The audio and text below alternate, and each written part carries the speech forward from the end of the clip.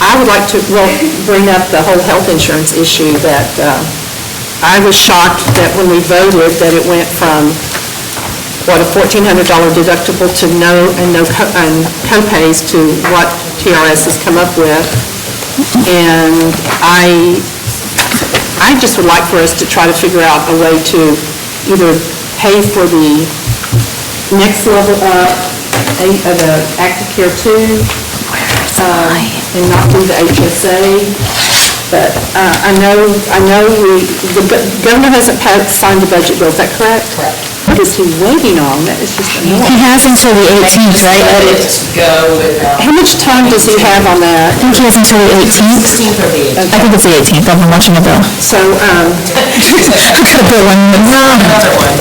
but I do know, I know that we have a healthy fund balance, but I'm just so concerned that teachers are going to leave, and I know a lot of the districts have TRS, but I know some of our major competitors don't, and that's what I'm afraid of. I mean, if we were in an area where everybody was in TRS, we'd still want to correct it, but I just would like for us to figure out a way to make this right. I talked to somebody who works at the bus and transportation, and she told me she found the cheapest cost of her medication that she takes monthly is $398 a month, and she figured it would take her 10 months to reach her deductible, and then she's got 2 months, and then she has to start all over. And, I just think we're going to lose people, we're going to have unhealthy teachers, we're going to have teachers working sick. I think if we want to be the fearless leader, the district, maybe our mission, that we want to have the best. We want to have the healthy teachers in our classrooms doing the job, and if it means pulling money out of our fund balance.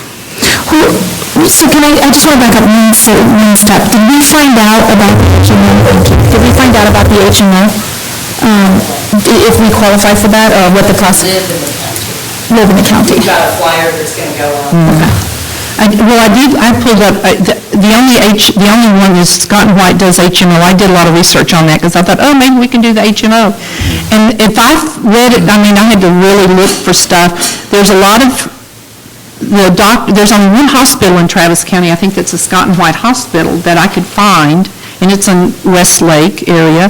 And then the doctors were fairly limited. If you want to do Temple, Scott and White, and in College Station, some other parts of the state, it's great, but it's very limited. And the pharmacies are great. They can go to any HEB, CVS, or Walgreens, but the doctors were limited, and as far as I could tell, one hospital. And I think but Travis County is the only one in this area that, Scott and White's the only one that's, would use on the HMO, but. How accurate is this information in this report? Is this something that we've confirmed?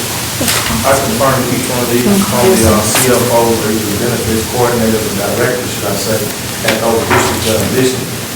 These are proposed. They are on, most of these districts are on late budget years, fiscal years, so it is subject to change. The board will have, As of today, that's what they're like Dr. Cook said, as of today, that's what they're proposing. So basically, our district contributions are at or above where everyone else is, Above everybody listed. with the exception of two, and within each one of those two, our salary increases were either 50 to 100% higher. So we basically made it, when we were shorter on contributions, we were higher on salary raises, correct? Right, but So as a net, and I'm assuming that's what this far right column represents, is that word? The far right is just the amount per teacher. Right. If it has a dash, meaning that Information not available at this time. it's not a totals column. That's just the amount per teacher. and that's not support, right? That's just the classroom teacher? Yes, correct. Blue Cross Blue Shield.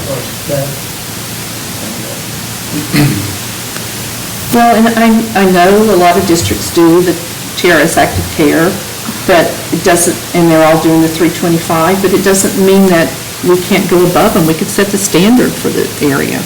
Make them all come to us. I'd rather do cheerleading uniforms. What? You'd rather do what? Cheerleading uniforms. You'd rather do cheerleading than pay health insurance for our teachers? I just wanted to know if the groups have petitioned TRS to lower their rates. But I mean, it doesn't just affect our district, it's All right. affecting all the Well, districts. see, I think what this has caught everybody off guard, like, totally, and I was talking to a friend of mine that's a superintendent and asked him, and he said at their region meeting, service center meetings, they talk about TRS all the time. And that's another piece. I would like for us to send a resolution to TASB, and it's, I found the form, I couldn't believe it's on the back of their letter. It's very simple. We just say we support or oppose, and then 25 words or less. And I would like, I think all the groups, TASB, TASA, all the groups that represent school employees, TSTA, ATP, TCTA, the Federation, they all ought to get together on this. But in the meantime, that's 2 years away. This was state law. This was based on state law. So it's going to be 2 years before you can have any action at the state level. I just cannot believe that TRS, that has hundreds of thousands of employees in it, can't negotiate better rates. I don't know if they're just mad and think we're going to, I don't know. But I definitely think TASB, this is a huge for the state of Texas, and the fact that that people, if they can, they're going to leave teaching. If they can, they're going to move to a district that doesn't have TRS. Or if they can't, they're just going to worry constantly, what if I get sick? I mean, we've got teachers that are cancer survivors that are on expensive medications for the rest of their lives. We have, we have a young population, which means they're going to be having babies. It affects the classroom. It totally affects the classroom. So, anyway. So what is your proposal?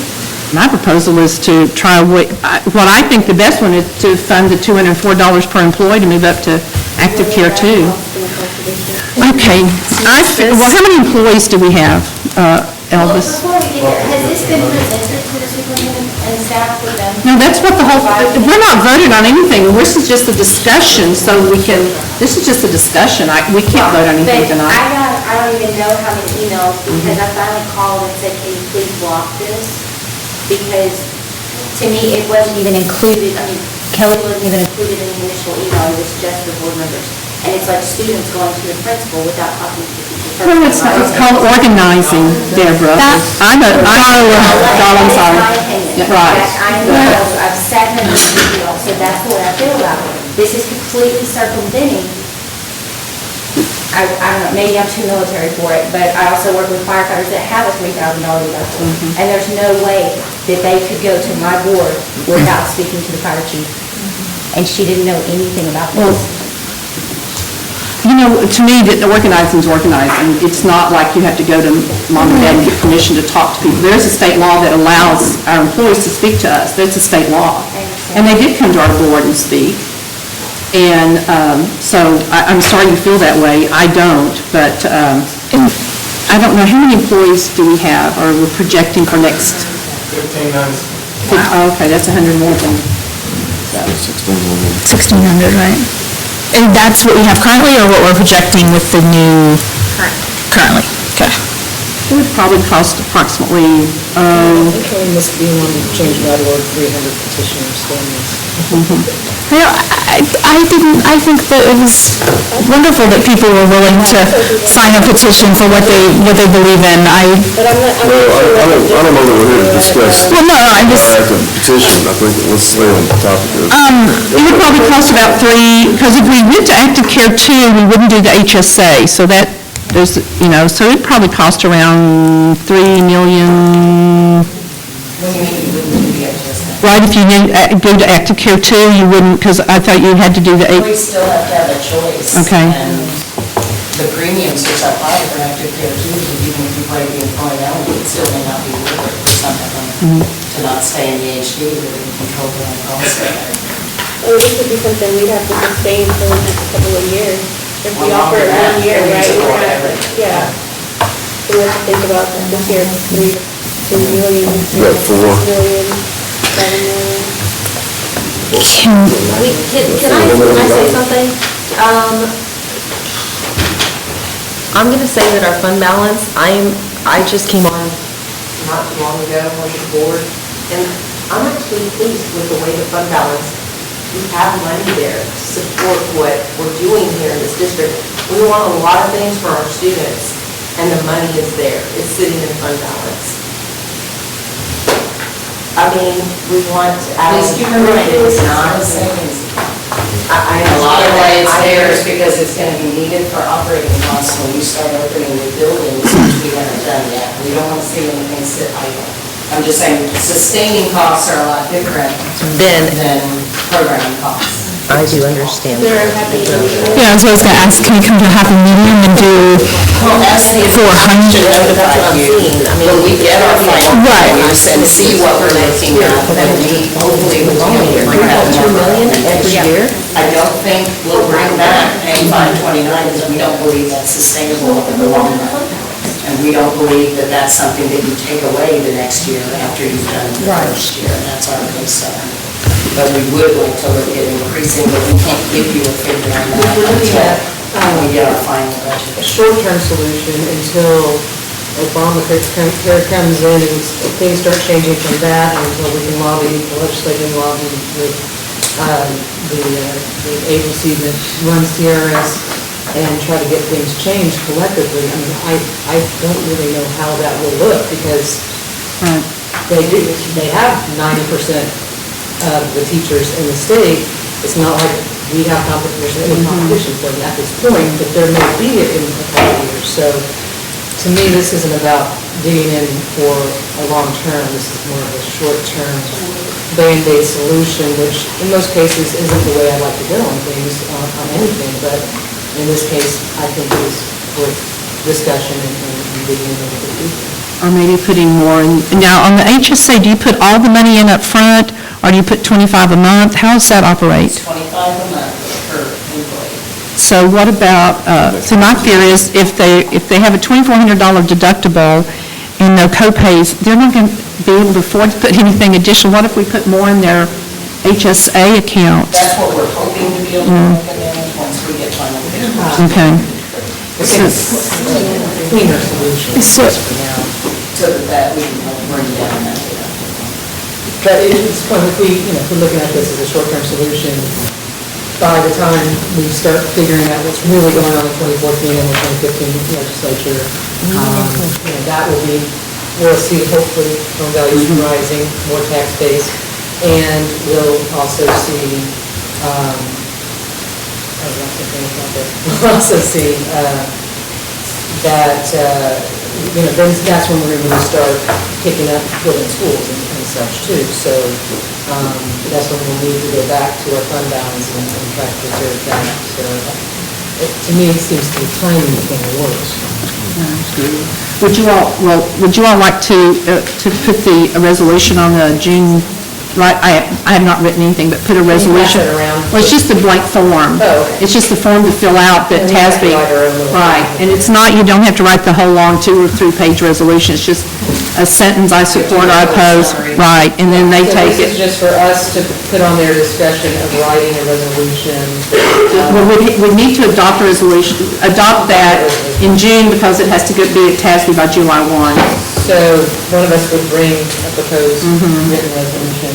I would like a copy of this for all of our organizations. Right, If we right. can, Well, and then if we do send this in, we need couldn't do to it. talk. No, it's just email school our- board. It's the school board. Yeah, well, we, We have a petition that's already written out I'm for sure. organizations, so we don't have to pay for it. That's what I was telling you, we haven't found anything yet. I think a lot of people are just discovering They're just finding this it out. partly because they've got later fiscal years than others. yeah, and we got, because we just moved to TRAs and we were signing people up, that's why it hit us so hard. We jumped down. Well, and it's not that they changed it, they dropped a level.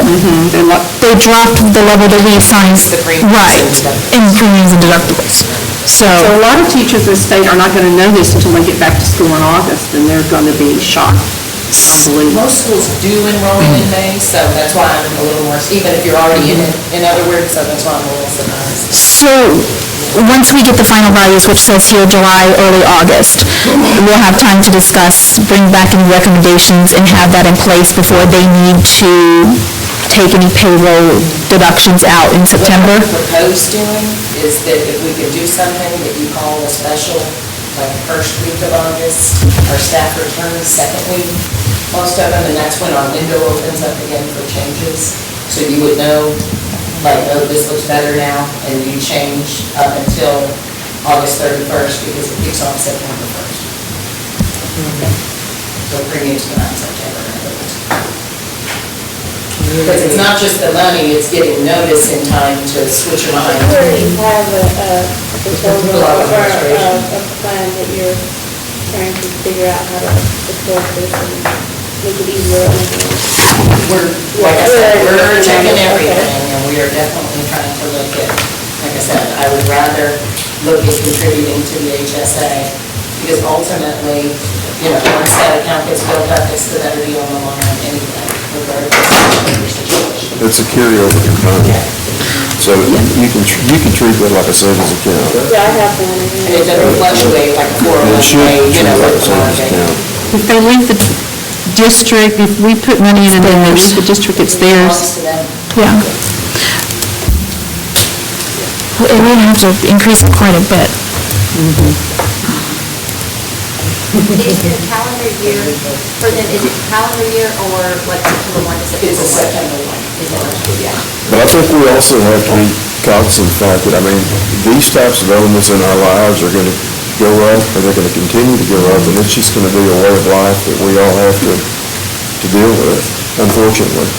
So, Well, I understand that, and I do. I'm not saying that we can't provide some support, but I think we've got to make sure that we, Well, and I think we have to think in terms of, Understand the our elements employees and went 3 years without a pay raise, and now this is the second year we're giving them one, so they had their salaries frozen for 3 years, and we aren't, I think it's wonderful that we can give a 3%, but now that the salary, they are, if you look at the increase is $1,400, but the deductible's I think $2,400. the teachers know we're doing our best to make them happy. Is that- It might not be right what they want right now, right then, but we're trying, so. I just hope that, well, and I wish we didn't have to wait till August, but I guess we do, see what happens at the state level, et cetera. But I just don't, hopefully, we don't have a huge number of teachers fleeing to Round Rock and Austin and Leander and Pflugerville and, well, I mean, According to this, according to this, yeah, they're not gaining anything in the process. well, Leander is not on TRS, and neither is Austin or Round Rock, and Pflugerville must not be either, so. But I mean, I just think from a competitive. Pflugerville is not.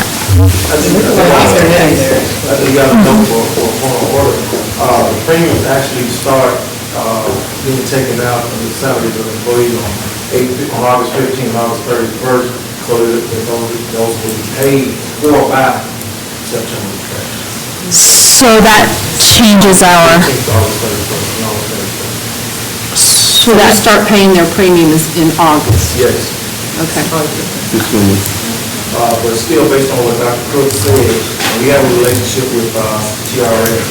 If we come at first week of August and have a special call meeting, there's a possibility that we can get this pushed in before the August 15th deadline. But the HSA, but if we contribute to the HSA, then that doesn't matter, right? We don't have to talk to TRS about how much money we're putting in an HSA. Right, so that wouldn't affect on that. But I think it was brought up that the premium, something to the effect that the premium started on 9/1. Not really. Okay. they come out, Full in August. August 15th, they pull out. So we would need to have that meeting, like you said, the first week if we didn't have it in July. and then how much we They can still program. change for the 31st anyway. Well, In other words, even if the premiums, it would just be making adjusted. sure things in the TRS is not going to be big. Because a lot of folks go in and want to make those changes. And so we have a one-person benefits officer. So, you know, but She's an awesome person. So as soon as we can in August, So if our employees had to sign up by May 31st, but They if, don't get in the system by Okay. May 31st. But if they didn't- want a card, September 1. Okay. We can open it back up, we're contacting everybody individually now. But that if they just refuse, then they, even if they register in August, they won't be in the system in time to get a card, is our fear. Which are kind of at the mercy of the state, and may not show up until October. Whenever. I'm glad y'all are working on something, trying to figure out a way